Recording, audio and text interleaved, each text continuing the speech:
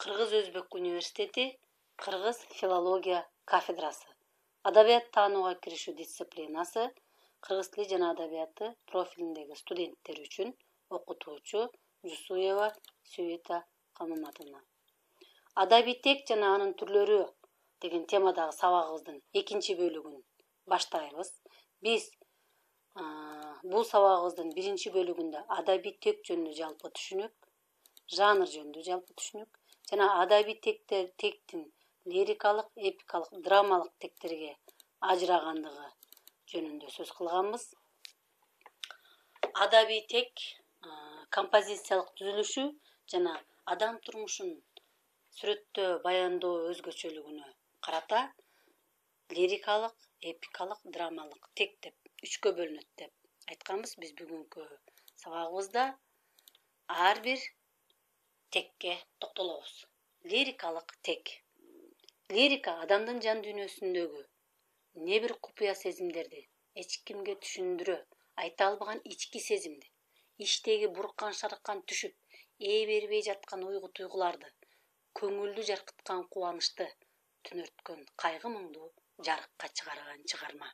Лирика турмуштун бир гана учурун, эң урунттуу учурун, тактап айтканда адамдын жан дүйнөсүндөгү жашыруун сезимдерди бийик, күчтүү эмоция аркылуу алып чыгат, элге тааныштырат.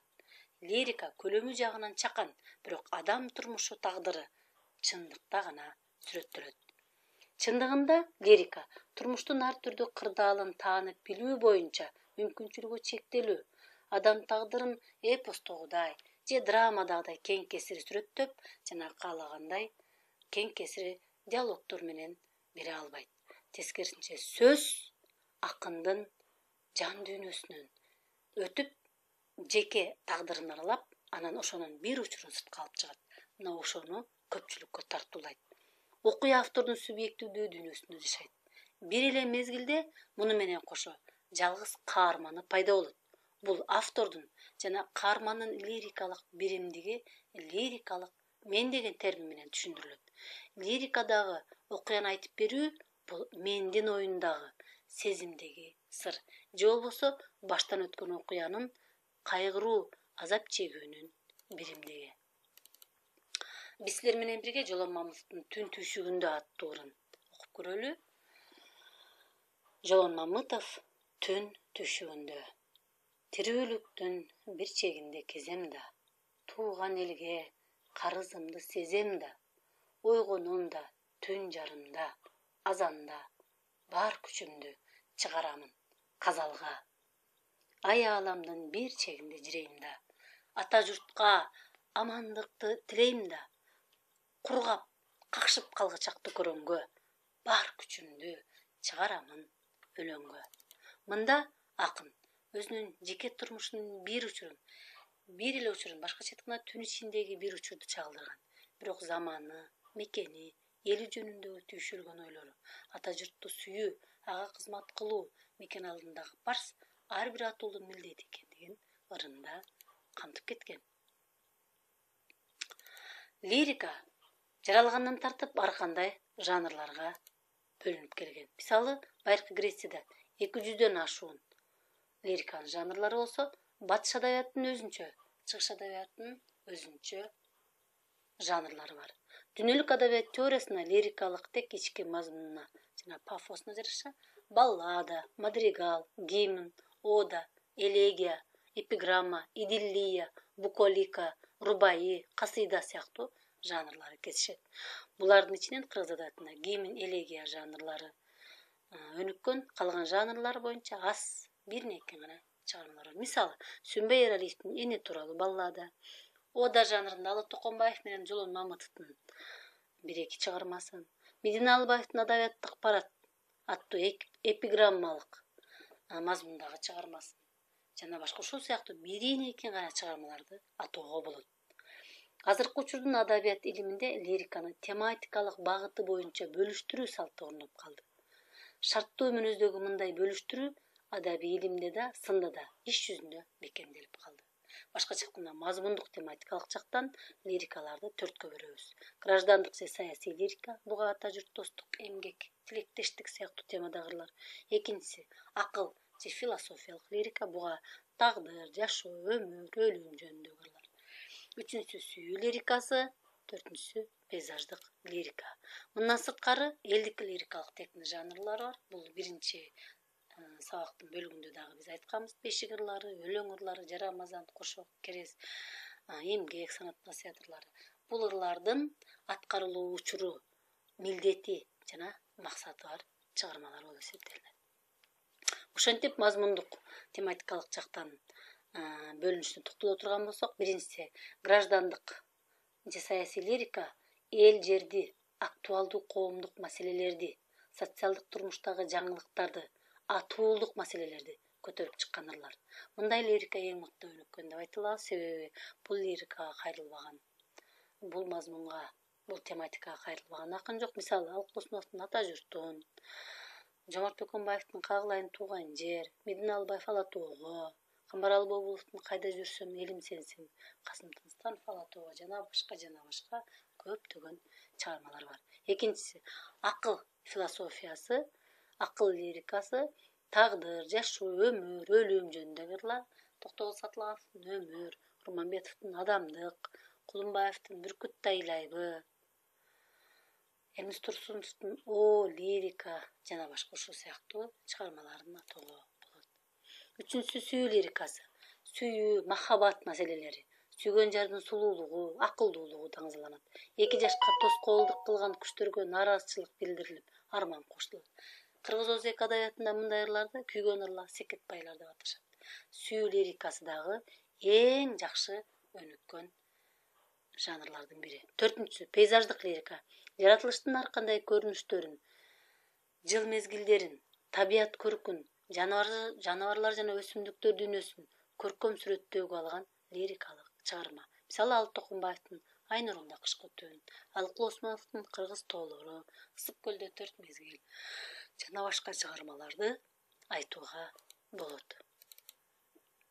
Ошондой эле лироэпикалуулукту өзүнө камтыган лироэпикалык түр бар. Мында эпикалык кеңирлик жана лирикалык маанай өзүнө камтыйт. Лироэпикалык түр эпос менен лириканын аралашмасынан жаралган чыгармалар болуп саналат. Булар ыр формасында болот. Мисалы, Кара Колботон поэмасы. Поэма грек тилинен алып жаратам, чыгарма жазам деген түшүндүрөт. Поэзиялык формадагы лирикалык же баяндоо ыкмасындагы адам, эл тагдырын сүрөттөгөн көлөмдүү чыгарма. Ыр түрүндөгү роман бул баяндоо ыкмасында да лироэпикалуулук маанайды да өзүнө камтыгандыктан ыр түрүндөгү роман деп аталат да, лироэпикалык жанрга кирет. Мында сүрөттөлүп жаткан окуя масштабдуу, бирок лирикалык маанайды алып жүрөт. Мисалы, Сооронбай Жусуповдун Курманжан Датка, Алып Токунбаевдин Кандуу жылдар чыгармаларын атоого болот. Эпикалык тек. Эпикалык тектин негизин окуя, сюжет түзүп, образдуу сүрөттөө каражаттар эркин жана кеңири колдонулуу менен баяндоо маанилүү роль ойнойт. Жанрдын табиятын аныктоодо чыгармада сүрөттөлгөн окуянын мазмуну жана масштабы кандайдыр бир деңгээлде көлөмү чечүүчү мааниге. Ошондой эле бул текте адам турмушун, окуяларды сүрөттөп эле тим болбостон, адам жашоосунун түркүн, драматизмин, каармандын ички абалын, адамдардын өз ара мамилелерин көрсөтөт жана көркөм сөз каражаттарын эркин колдонот. Эпикалык тектин өзгөчөлүгүнө токтололу. Эпикалык чыгармалар ар түрдүү темалар, проблемаларды сүрөттөп, башкача айтканда коомдук турмуштун көп кырдуу жактарын, элдин турмушун, каармандын өмүр жолун, адамзаттын өткөнүн, азыркысын, келечегин, адамдын жекече тагдырын, мүнөзүн, кыймыл-аракетин, турмушка, дүйнөгө каратылган көз карашын чагылдырат. Ошондой эле композициялык түзүлүшү, сюжеттик ар тарамдуулугу, идеялык тематикалык масштабдуулугу, образдарды сыпаттоо сүрөттөө өзгөчөлүгү жана лирикалык, драмалык тектин ыкмаларын алып жүргөндүгү менен башка адабий тектерден айырмаланат. Эпос фольклордогу эпикалык түргө кирүүчү ыр формасындагы көлөмдүү чыгарма. Эпосто элдин турмушу, маданий социалдык абалы, үрп-адаты, келечекте күткөн үмүтү, күрөшү, кагылыш чагылдырылат. Мисалы манас, эрттөштүк, кожо жашы эпостору. Эпопея бул грек сөзүнөн алынган окуялардын жыйындысы дегенди түшүндүрөт. Бул абдан окуялардын масштабтуулугу менен, молдугу менен өзгөчөлөнөт. Сюжеттик баяндоолугу, тарамдуулугу менен дагы татаалдыгы менен өзгөчөлөнөт. Мисалы Төлөбай Сыдыкбековдун Зайыптары, Чыңгыз Айтматовдун Кыямат, Төлөгөн Касымбековдун Сынган кылыч, Келкел романдар атоого болот. Роман жанры адамдын жеке турмушу менен коомдук турмушту байланыштырып сүрөттөгөн көп пландуу, көп проблемалуу эпикалык чыгарма. Роман жанры өнүгүүнүн узак жолун басып өткөн. Алгач рыцардык роман, алдамчы роман сыяктуу жанрлык түрлөрү болсо, бара-бара кеңири өнүгүү жолуна түшүп, жанрдык принциптери боюнча чектелген. Мисалы, биринчи турмуштук социалдык романдар. Сыдыкбековдун Тоо арасында, Абдукаимовдун Майдан, Касымал Жантановичтун Каныбек жана башка романдары, тарыхый темада жазылган романдары, Касымбековдун Сынган кылыч, Көк асаба, Төлөбай Сыдыкбековдун, Насирдин Байтемировдун Тарых эстелиги, Сансакстан Алиевдин Чалгандын көз жашы романдары. Үчүнчүсү автобиографиялык романдар. Мукай Элибаевдин Узак жол, Төлөбай Сыдыкбековдун Жол романдары болсо, биографиялык романдарга Касым Кайымовдун Атай, Бешенариевдин Болот калем повесттери, биографиялык романдары, психологиялык романдарга Өскөн Даникеевдин Көкөй кести, философиялык интеллектуалдык романдарга Чыңгыз Айтматовдун Кассандра тамгасы романы, Казат Акматовдун Күндө айланган жылдар романдарын алсак болот. Повесть эпикалык прозалык жанр, көлөмү жагынан романдан чакан, аңгеме, новелладан кеңири болуп, адам турмушу же адам мүнөзү бир же экиден ашпайт. Мисалы, Ажар повестинде Ажардын тагдырын ачууга негизги көңүл бурулса, Жамиляда Данияр менен Жамиля, биринчи мугалимде Дүйшө менен Алтынайдын мүнөзүн ачуу максаты коюлган жана ишке ашкан. Аңгеме эпикалык тектин кичи формасы болуп, адам турмушунун бир гана үзүмүн сүрөттөп, катышуучу каарманда чектелүү болот. Башкача айтканда, окуя аз гана адамдын тегерегинде өнүктүрүлөт. Негизги өзгөчөлүгү көлөмүнүн кыскалыгы, бирок каармандын толук образын ачып бергендиги. Мисалы, бул жерде бир нече мисалдар келтирилип турат. Айдарбек Сарманбетовдун Малкыш аңгемесин өткөнбүз. Андагы башкы каарманыбыздын, жалгыз гана башкы каармандын Марлендин түркөйлүгү, кылык жоругу менен ким экендигин, дүйнөгө болгон көз карашын билип алсак болот. Новелла бул чакан баяндоо формасына ээ болгон кичи эпикалык жанр, жаңычылдыгы менен айырмаланат. Окуя күтүлбөгөн жерден курчуйт, күтүлбөгөн сюжеттик бурулуштар, чечилиштер менен аяктагандыгы менен новеллага мүнөздүү белгилер болуп эсептелет. Мисалы, Кушубековдун Өткөн, Чолпонбек Абыкеевдин Телевизор жана башка новеллалары. Ошондой эле эпикалык тектин чакан жанры очерк жана эссе. Очерк жана эссе табияты жанынан бири-бирине окшош. Очерк эпикалык түрдүн негизги жанрларынын бири. Анын негизги өзгөчөлүгү документтүүлүгү, цифра фактылардын бурмалабастан бергендигинде, ойдон чыгаруунун жоктугу. Очерк изилдөө менен аңгеменин ортосунда турат. Себеби образдуулук менен публицистика бирге жашайт. Аңгемеде жазуучу турмуштук көрүнүштөрдү топтоп, үйрөнүп, жыйынтыктап, түптүү образ түзсө, очерктин негизин факты түзүп, бирок фактын маанисин ачып, элестүү, типтүү образ түзүүдө очерктин милдети чоң. Мисалы, Саткын Сасыкбаевдин Нурлан, Алтокумаевдин Нашырбай, Артыкбаевдин Чопонбай, Чыңгыз Айтматовдун Манас атанын Аккар көк мүзү очерктеринде чыныгы реалдуу окуя, факты, каармандар катышкан. Эссе бул адабий жанр, очерктин бир түрү катары дагы каралып жүргөн учурлары бар. Эссе алгачкы тажрыйба, эмне жазаарын билбейт, бирок бүт баарын жазгысы келет деген маанайда, башкача айтканда, көп нерсени камтыган, функциясы чоң болуп эсептелет. Мисалы, Кеңеш Жусуповдун Ырсабындагы өмүр, бир өмүрдүн сабагы, ал бизди сулуулукка чакырат деген эсселери. Рыскыловдун Эл жүрөгү эмне деп согот, Жылдыздуу доктрина, туу сөздөр. Ошондой эле Абдыкерим Мураттын Көпөлөктөр өрөнү Кусун Мырза Гапаров деген сыяктуу эсселер бар. Ошентип Адабийтектин 3-чү теги драмалык тек. Драма грек сөзү бизче кыймыл дегенди билдирет. Бул сахнага арналган негизин конфликт түзгөн адабий тектин бири. Драма сахнага коюуга ылайыкталып жазылган чыгарма. Ал байыркы грек адабиятында пайда болуп, ошол мезгилдеги негизги сапаты азыр да кадимкисе сакталып келе жатат. Башкача айтканда, драмалык чыгармаларда окуя каармандардын речинде гана өнүгөт. Мында прозадай автордук баяндоо, сүрөттөөлөр болбойт. Жанрдын негизин конфликт түзөт. Драма жанры комедия, трагедия, драма болуп 3кө бөлүнөт. Драмалык тектин жанрлары. Драма бул адабияттын эң татаал формасы болуп саналат. Анткени пьесанын ар бир каармандын образы, автордун түшүндүрмөсүз, алардын кыймыл аракети, сүйлөгөн сөздөр аркылуу мүнөздөр ачылат. Трагедия драмалык чыгарманын бир түрү. Аягы негизги каармандын өлүмү же кайгы кабасы менен бүтүүчү чыгарма. Түпкү келип чыгышы байыркы Греция искусствосуна байланыштуу.